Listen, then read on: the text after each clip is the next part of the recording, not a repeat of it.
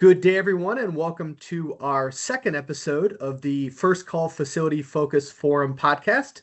I'm Rob Vaughan, your host, joined by a special guest today, Mr. Josh Lemus with Kenyon Partners. Josh, it's great to have you today. Hey Rob, how you doing? It's great to be here. I'm coming to you from sunny Florida. Yeah, I think you're probably still the envy of about 80% of the country right now, where we're switching between 30 degrees and 60 degrees and trying to find spring. So Oh yeah. we're pretty jealous of Tampa right now. Oh yeah. We like it down here for sure. Well, hey, it's great to have you. In each of these podcasts, we like to feature different specialty topics, and you are in charge of something excellent that is really a hot industry topic right now, and that is controls and building automation. And you and your team are really a lead at that. Tell us a little bit about you, your background and your role, and who you're with. Yeah, so I'm with Kenyon Partners. We're based in Tampa, Florida. First Call Controls Group for First Call. And so I've been in the business since 1993. Straight out of college, I got into test and balance. I worked for a test and balance firm for about 7 years. I was NEB certified technician supervisor. And then after that, I transitioned in the control world. I went to work for an independent Allerton rep based out of Tampa, Florida, Control System Specialist Incorporated, who's now an MCOR company, by the way, and seems to be kind of the tune of what happens these days. And so I was with them for 16 and a half years. I started in the field as a technician. I worked my way all the way up to operations management. And then I went to work for Original Solutions Company in Lakeland, Florida, as a manufacturer's rep of a few different products in the HVAC industrial commercial application world. And then in October of last year, 2025, I joined the First Call Kenyon team, and I'm super excited about all the things that we've been able to do in the last 6 months and what we're going to do in the rest of this, the 3 quarters that we have in 2026. We're making a quick impact. The team is growing, and I couldn't be more excited about what our future looks like. I love it. And you're really involved in something that's just such a hot item in the industry right now. And, it's a lot of technicality. It's really important. And it's something we see changes with every day. So when our clients are looking to install HVAC controls for the first time in their facilities, whether they're looking at their corporate office or a chain of 100 plus locations, what are some of the important things that we need to keep in mind? Yeah, that's a good question, Rob. So I think when a client is installing HVAC controls for the first time, whether it's a single corporate office or it's a portfolio of, say, 100 plus buildings, the biggest thing to keep in mind is scalability and standardization, right? So you want a system that only solves today's needs but can grow with them. That means you need to choose an open protocol platform. So you'd look at BACnet, right? So BACnet has become really the standard. It's surpassed LawnWorks, and this avoids the customer being locked into one vendor, right? This also creates consistent standards across all locations, and we do that not just with the BACnet protocol, but with graphics, naming configurations, and sequences.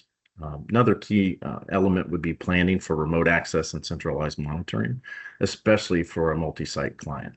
So the other thing that we think about, right, is long-term serviceability and support, not just the install cost. It's easy to get caught up in focusing on the upfront pricing, but the real value of controls comes from energy savings, operational visibility, and long-term flexibility.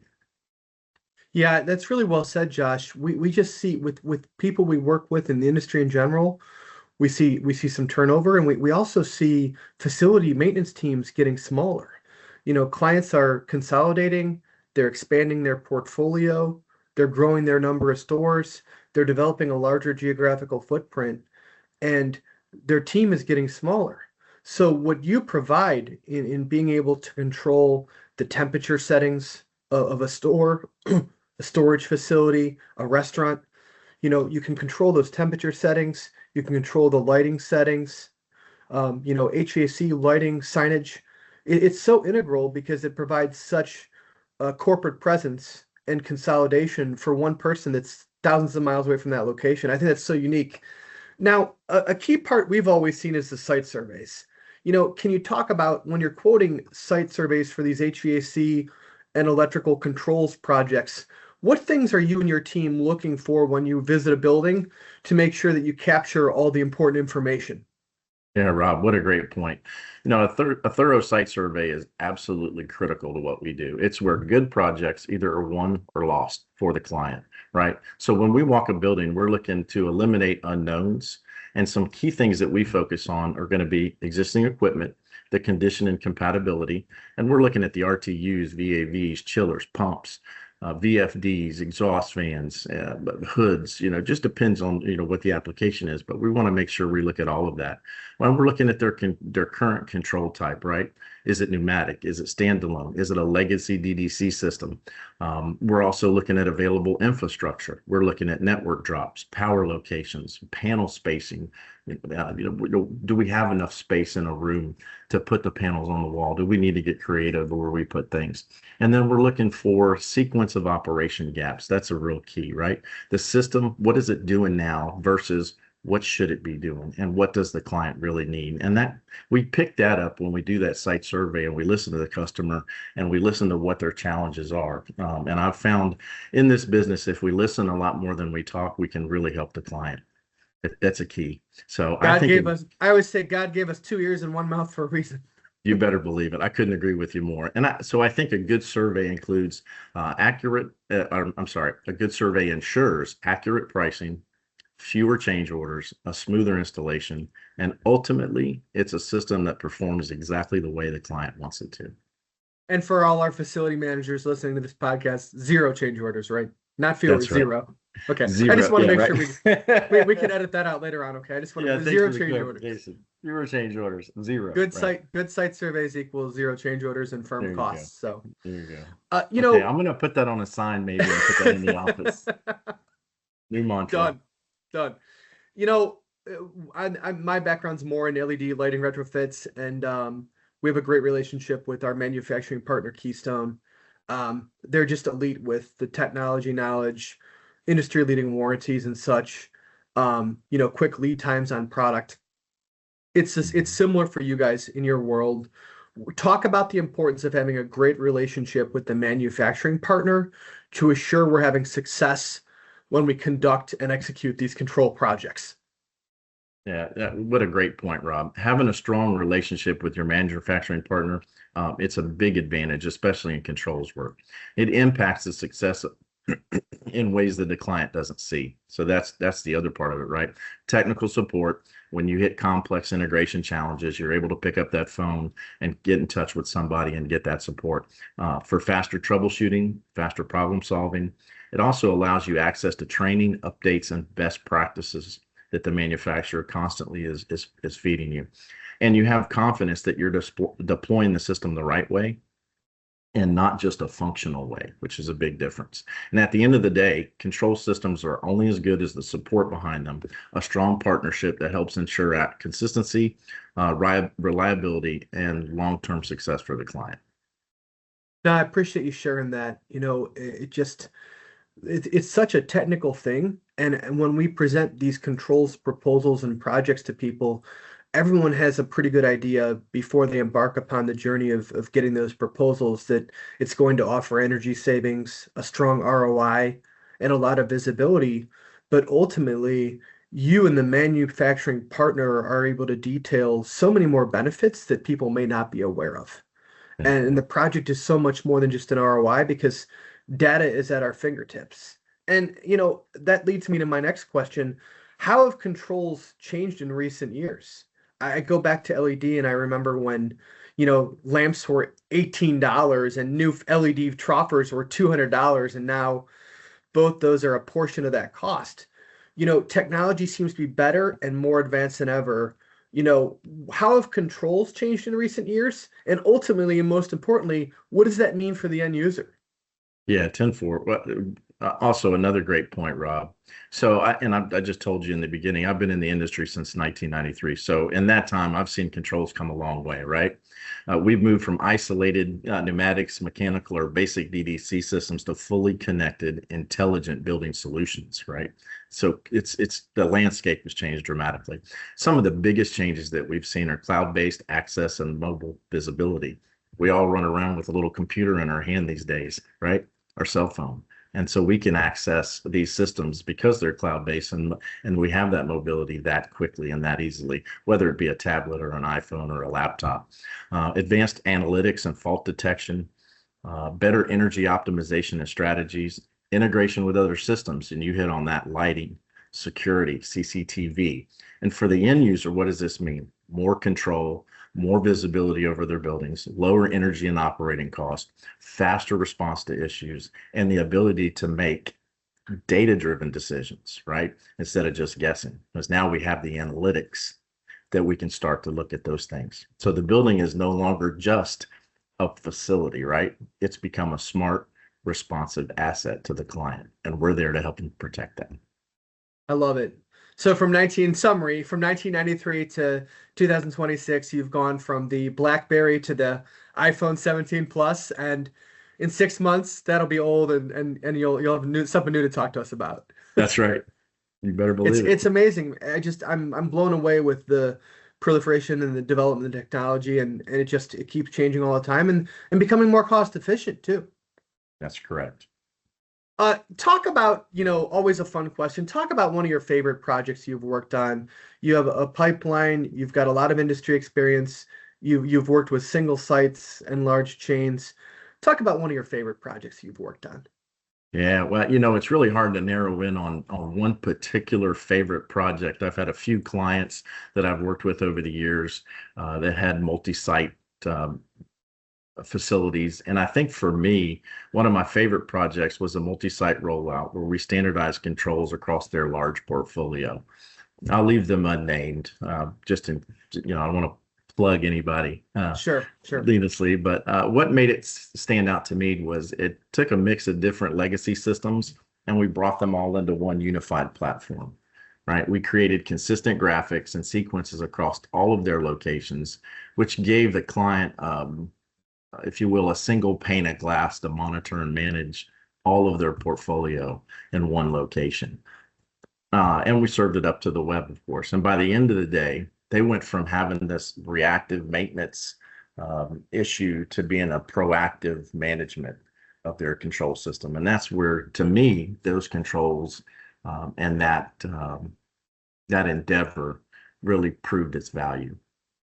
No, you hit on such a key point that I hadn't planned on talking about today, but we got to. So this technology, clients are spending a lot of money on preventative maintenance, reactive maintenance, emergency calls. For nearly every facility manager we work with, their number one or two spend across all the many trades that they manage is HVAC.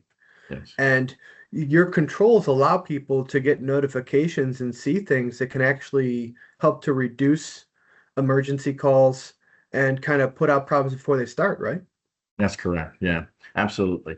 Yeah. So what we're able to do, of course, is we're able to trend all of the data points in our systems, and then we can tie alarms to those points, whether we're looking at temperature, humidity, CO2, outside air, just the condition or the status of a piece of equipment if it's running. And, one of the big things we've seen change over the years, in recent years, is fan walls. So a lot of owners are replacing single fan or dual fan equipment, air handlers or rooftop units with fan walls, which have multiple fans.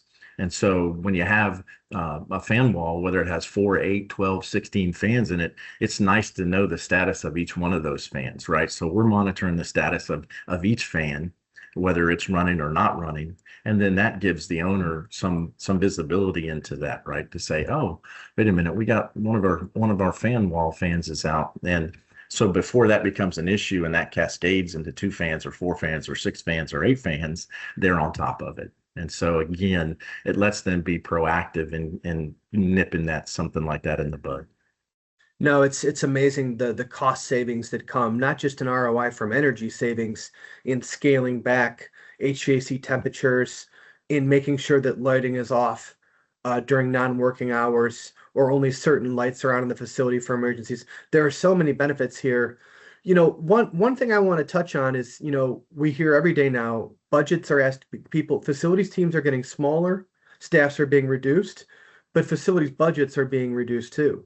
So as materials and labor rates rise nationwide, facility managers are tasked at reducing budgets, which is, those are two things moving in the opposite direction in the night.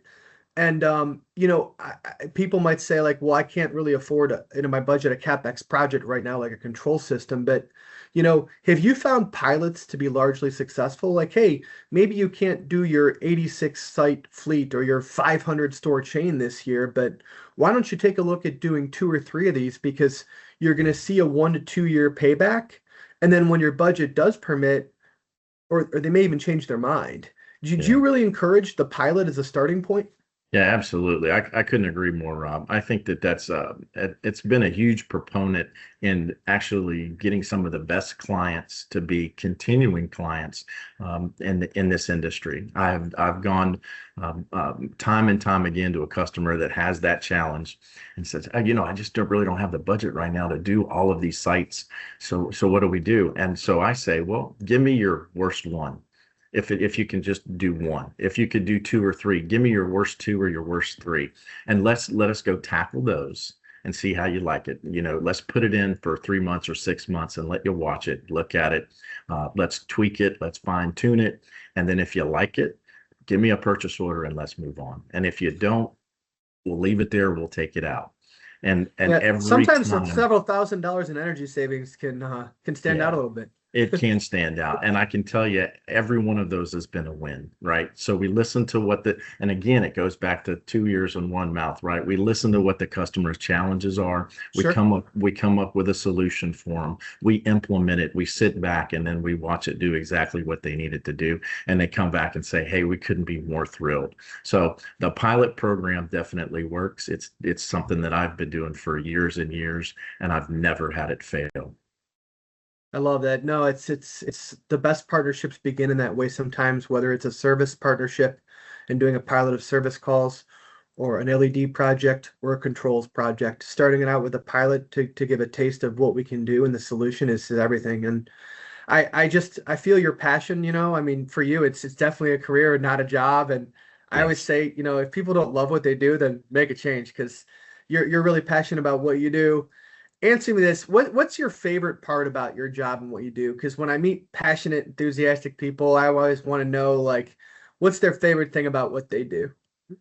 Yeah. So for me, Rob, there's so many things I could say. That's my favorite part of the job. But I think it comes down to the ability to problem solve and have an impact for the client. So every building is different. You're constantly figuring out how to make systems work better, smarter, and more efficiently.